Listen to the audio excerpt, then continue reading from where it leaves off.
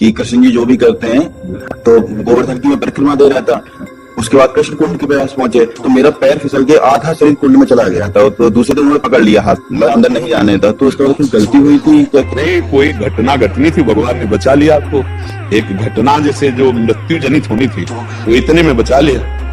बहुत कृपा। अगर यहाँ कहीं कोई चोट लग जाए तो समझो बहुत बड़ा कोई अपराध था, उसको इतने में क्षमापन भगवान ने कर दिया। इसमें गलती नहीं मानी जाती, इसमें भारी प्रारब्ध का संयोग होना था कि आपको मानो डूब के मरना था, तो भगवान ने आपको इस घटना में, क्योंकि आप परिक्रमा लगा रहे हैं, आप ब्रजधाम में हैं, आपको बचा। अच्छा मान लो आप डूब जाते हो तो आपको भगवत प्राप्ति हो जाती है। दूसरे जरूर कहेंगे कि आप परिक्रमा कर रहा था बेचारा स्नान को गया मर गया, लेकिन आप पक्का समझ लेंगे उसे भगवत प्राप्ति हो जाएगी। तो बड़े बड़े योगी जिस प्राप्ति के लिए, क्योंकि ब्रज है, जानबूझ के आत्महत्या करोगे भूत बनोगे आम ही। आज भैया बाबा ने कह दिया तो बोले वैसे ही उगे हैं संसार से, भूत बनोगे।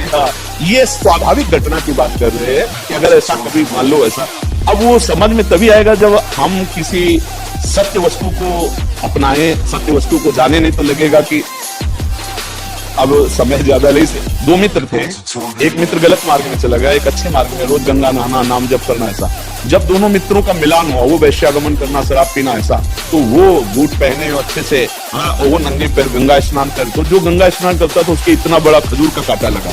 खजूर समझते हैं ना, बड़ा कांटा होता है, पार कर गया। वो बैठ गया, राम राम राम राम ऐसे करके। वो जब निकला तो देखा कहते थे ये सब नाटक है, क्या मिला तुझे? और देख मैं बहुत मौज मस्ती से चल रहा हूँ। और आगे चला तो एक धूल में, ऐसे ऊंची धूल के ऐसे लात लगा, उसमें देखा हीरा। लौट के आया, देख तेरे कांटा लगा, मुझे थैली मिली हीरे की। उसको लगा यार वास्तविक की सब नाटक है, क्योंकि मैंने देखा है वैश्यागमन करता है, शराब पीता है, इसको थैली मिली हीरे की। वो भजन करता हूँ, राम राम बोलता हूँ, गंगा नहाता हूँ, खजूर का कांटा लगा। तो जब किसी भक्त को संशय होता तो भगवान किसी न किसी रूप में आके संशय निवारण करते हैं। एक वृद्ध के रूप में भगवान आया, बोला अरे बेटा कांटा लग गया क्या? भगवान की बड़ी कृपा आपके ऊपर।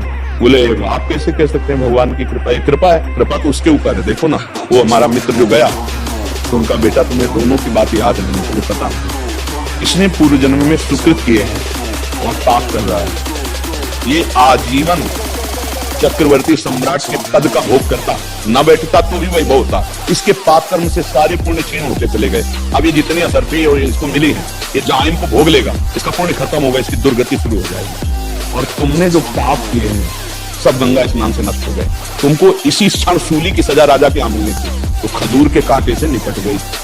भगवान के गंगा स्नान का फल हुआ सूली की सजा खजूर के कांटे, और उसको राजपद का सुख मिलना था, सारे पुण्य नष्ट हो गए, बस ये थैली भर रह गई है।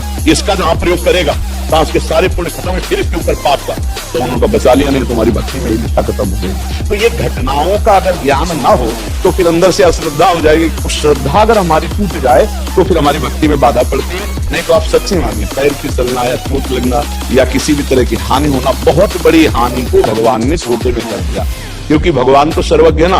अब गिरिराज जी की परिक्रमा लगा रहे, वहां पाप कौन हो सक रहा है? पाप थोड़ी कुछ बना, हमारे पाप का नाश किया गया, ये बात समझ रहे हैं।